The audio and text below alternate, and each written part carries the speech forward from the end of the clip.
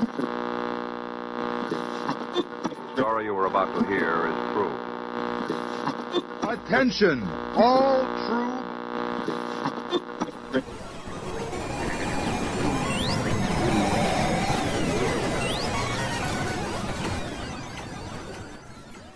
She's alive! Alive!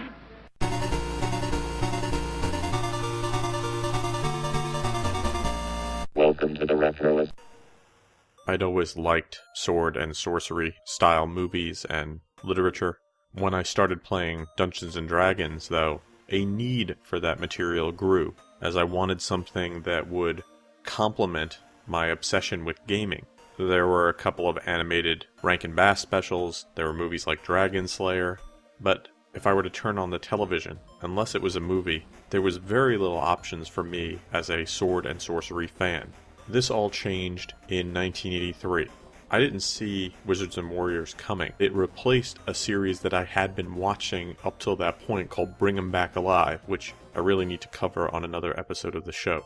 I'm enjoying Bring 'Em Back Alive. Unbeknownst to me, it becomes canceled and it is replaced. I'm kind of sad at first because I was really enjoying Bring 'Em Back Alive. Then this show called Wizards and Warriors, which was a fantasy comedy set in this fantasy medieval kingdom, premieres, and I love it. It's silly, it's got dark, offbeat comedy elements. I can't get enough of it. I don't know if I liked it more than Bring 'Em Back Alive, but I surely liked it as much, and I thought, well, this is great. I might have lost this other show that I liked, but I picked up this whole other show that ties into other interests that I have, like Dungeons & Dragons. I gotta tell all my friends to watch it. Obviously, the two friends that I had weren't enough to save the show, since it didn't last very long. But lucky for me, one of my friends who started watching it also owned a VCR and started taping it. And we would grind those videotapes, watching and rewatching the show again and again for maybe 2 years. Usually when we would go to the video store and couldn't find some obscure video set in this time period to watch or to inspire us pre-gaming session. I think a show like Wizards and Warriors, even today, probably wouldn't last very long. But the fact that CBS was willing to take a chance on a show that was very strange and very out there compared to what else was on seems really bold and experimental, and I wish that they could have followed through. They couldn't, but we did get about a half of a normal season made, and those episodes are watchable in different forms. Today we'll talk a little bit about that later. And so today I'd like to talk to you about Wizards and Warriors. We'll talk about the people in front of and behind the camera. We'll talk a little bit about the plot. We'll talk about the music in the show and who made it, and we'll throw in a few surprises here and there. We have an info-packed episode ahead of us, so without further ado, let's start the show.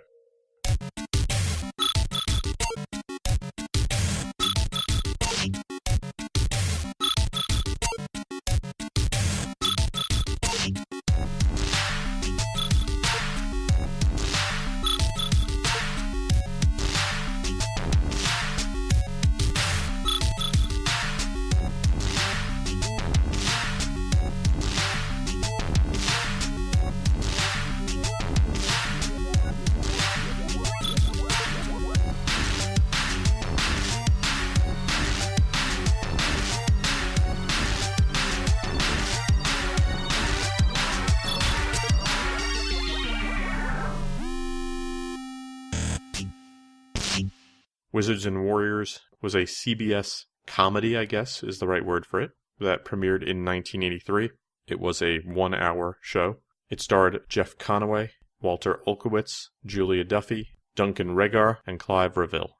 Sadly, only 8 episodes were made of this great show, which was produced by Don Rio. Don Rio was a writer, worked on shows like The Golden Girls, Rhoda, MASH, and Everybody Hates Chris. He was also a producer. And in addition to producing these shows, he also wrote for some of them. Shows like Blossom and the John Larroquette Show. Most recently, he has been a consulting producer on the CBS series 2.5 Men. So I guess he's doing pretty well. Behind the camera, you had a lot of great directors. Of the 8 episodes, 3 of them were directed by one person, Bill Bixby, who would also go on to work with Don Rio on other shows, especially Blossom. Bill Bixby, if you didn't know, played David Banner on the 1970s version of The Incredible Hulk. Probably best known for his work on The Incredible Hulk to modern audiences, although he was on the TV show My Favorite Martian and the great short-lived show The Magician. What is this show about? It is about the legendary kingdom of Camarand, which is ruled by King Baldorf and Queen Latinia. And they have a daughter, Ariel, who's engaged to Eric Greystone. Next door to Camarand is a neighboring kingdom ruled by Prince Dirk Blackpool. And Prince Eric and his faithful servant, strongman Marco, have to constantly go up against Prince Greystone. The show uses a variety of fantasy elements throughout, all of it done tongue-in-cheek and heavily satirizing the sword and sorcery genre. A fun little tidbit, if you watch the show, they cut to these sort of cool battle scenes, and a lot of that is stock footage from Warner Brothers' film Excalibur, which came out in 1981. Warner Brothers was also the producer of this show. The cast of the show: Prince Eric, who's probably the most important character on the show, was played by Jeff Conaway.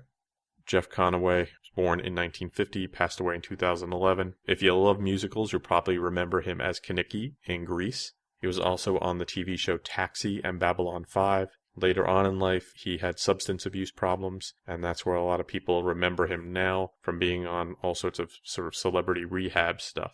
While he might play Kenickie in the movie of Grease, Jeff Conaway played Danny Zuko, the lead in the Broadway production of Grease. Walter Olkowicz played Marco, his sidekick. Born in 1948 in Bayonne, New Jersey. His character actor's been in a lot of things. Besides Wizards and Warriors, he was in Making the Grade, where he played Coach Wordman, and had some great parts on TV shows like Seinfeld, ER, Dolly, and Twin Peaks. Duncan Rager played Prince Dirk Blackpool.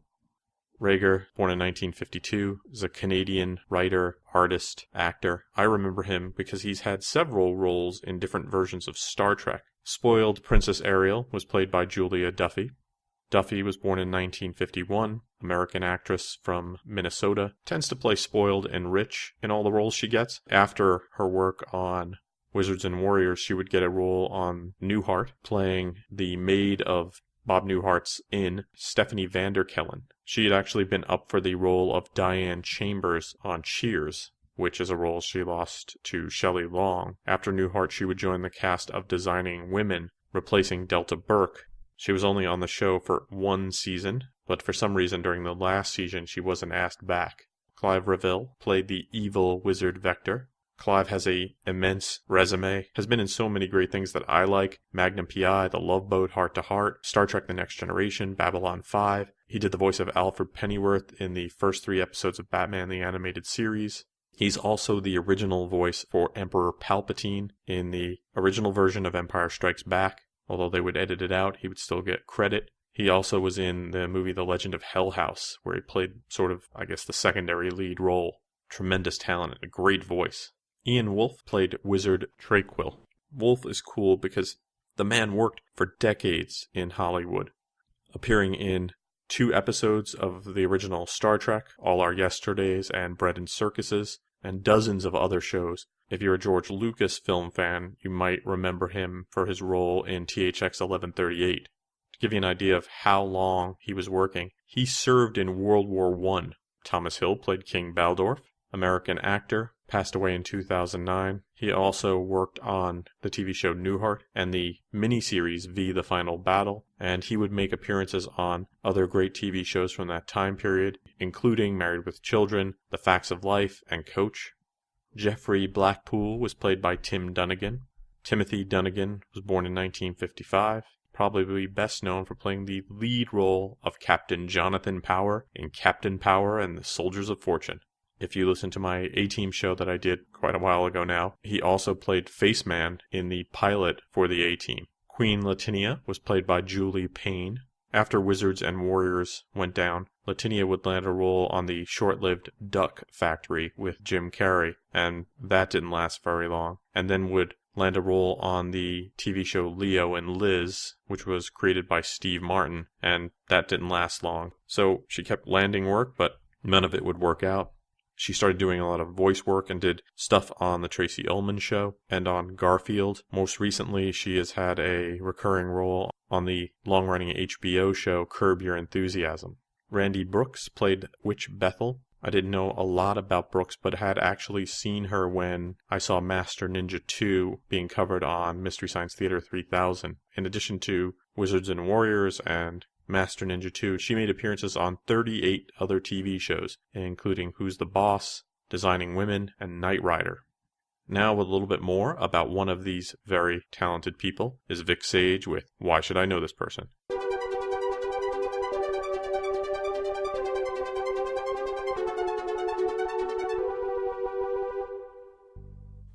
Hi friends, Vic Sage here with Why Should I Know This Person? And this time we are going to be taking a look at Wizards and Warriors co-star Duncan Regehr. Duncan Peter Regehr was born on October 5th, 1952 in Lethbridge, Alberta, Canada. Duncan in his youth garnered some very impressive accomplishments. He was a champion figure skater, an Olympic boxing and fencing contender, a well-received and internationally exhibited artist, and was a classically trained Shakespearean actor. In 1980, at age 28, Duncan moved to Hollywood to expand his film career. At this point, he was most known for his 26-episode run in the Canadian TV series Matt and Jenny, where he played Kit, the TV movie The Donnellys of Biddulph, and as the voice of Amalthor in the Nelvanimation TV special A Cosmic Christmas. Once in Hollywood, he earned roles in The Greatest American Hero, the TV movie Goliath Awaits, where he co-starred with Christopher Lee, Eddie Albert, John Carradine, Robert Forster, Alex Cord, Mark Harmon, and Frank Gorshin. The following year, he played Captain Randolph in the Blue and the Gray miniseries, and in 1983 he landed the role of Prince Dirk Blackpool in the short-lived Wizards and Warriors. He was cast in another TV miniseries in 1984 with The Last Days of Pompeii, and in 1985 appeared in the TV biopic My Wicked Wicked Ways, The Legend of Errol Flynn, as Errol Flynn. Duncan was in 4 episodes of the V TV series, before being cast as Count Dracula in the 1987 classic The Monster Squad. In 1990, he secured the lead on the Family Channel Zorro TV series as Don Diego de la Vega, and of course his alter ego, Zorro. Duncan would appear in 1994's Star Trek The Next Generation episode entitled Sub Rosa as Ronan, a ghost that seduces Dr. Beverly Crusher. He also appeared in 3 episodes of the Deep Space Nine series as Shakar. Duncan played in 23 episodes of the TV series Fast Track and made an appearance in the Murder, She Wrote TV movie entitled A Story to Die For, as well as Air Bud 3, Body and Soul, Presumed Dead, and Nightmare at the End of the Hall. This has been Vic Sage with Why Should I Know This Person? Signing off until next time.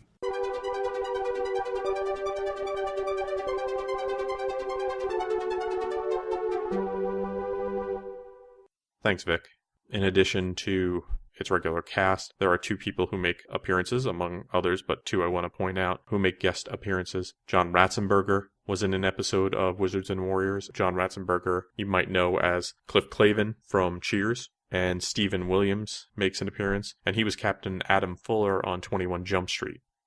The series, as I said, was a mid-season replacement for Bring 'Em Back Alive and would air on Saturdays at 8 p.m. Eastern Time, that is, when I was watching it. And the reviews for it were actually pretty good. If you try to look back, critics didn't hate it. They said it was quite witty and clever, but unfortunately, people didn't like it. Always those people. And the show was canceled, but it did have a nice legacy. It would win an Emmy Award for Outstanding Costumes for Theodora Van Runkel, and the hairstylist of the show would get nominated for an award. The music in Wizards and Warriors is solid, and it makes sense because 2 very talented music people are behind it, Lee Holdridge and Alf Clausen. Holdridge is a prolific composer and arranger, made music for shows like Beauty and the Beast, Moonlighting, 8 is Enough, and for the film Mr. Mom, amongst other things. Alf Clausen, you might know that name because you've seen it at the end of The Simpsons. And although Danny Elfman would pen the theme song for The Simpsons, the music you hear during the show was provided by Clausen. Just fun fact, he also composed music for the TV show Alf. So Alf made music for Alf, which is kind of fun. I'm sure he never gets tired of that joke. He would also make music for Ferris Bueller's Day Off, Weird Science, and many other things. Now, if you want to watch Wizards and Warriors, it's not going to be super easy. It does appear on YouTube from time to time. People upload episodes, then they get taken down, and then people upload them. You know the drill. You can also find copies of the show on the gray market. If you're a fan of fantasy and like a little comedy in your fantasy, the show is worth checking out. It had a talented cast, very talented writers, and I watch it now and I still have a hard time believing that it got made in the early 80s because it's kind of out there, but I guess I shouldn't be surprised. The 80s was filled with great shows that were kind of out there. You heard me mention Alf. Who would have thought that would have gotten made? I guess every decade there are times when people are willing to take chances with entertainment, and in the 80s, on television, it happened a couple of times a season. You get shows like Alf, you get shows like Wizards and Warriors, you get shows like Knight Rider. Some of them become the most memorable, even though their run was very short. For me, Wizards and Warriors was extremely memorable. My friends and I would reference it all the time. Sometimes we just leave it on in the background while doing other things. So if you have the opportunity and are looking for a fun show to try out, why not do a quick search online? Maybe you can find the first episode. Maybe you can find all the episodes. Just make sure you watch them quickly and enjoy.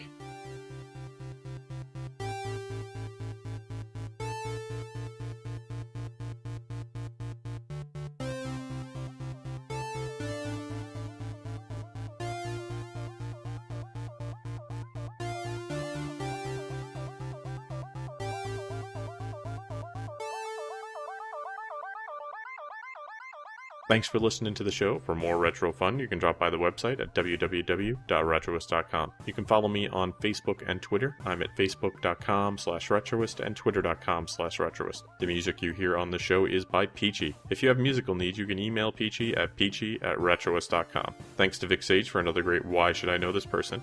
If you have feedback for Vic, you can email him at vicsage@retroist.com. You should also make sure to check out Vic Sage's other podcast, Saturday Frights, which is at the Retroist. You can find it in the right-hand column, or just go to the Retroist and search Saturday Frights. Thanks for listening to the show, and I hope you have a great weekend.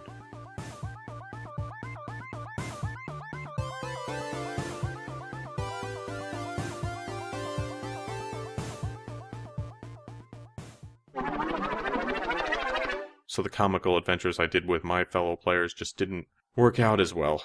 What was I saying? Something. This has been a Retroist production. Goodbye.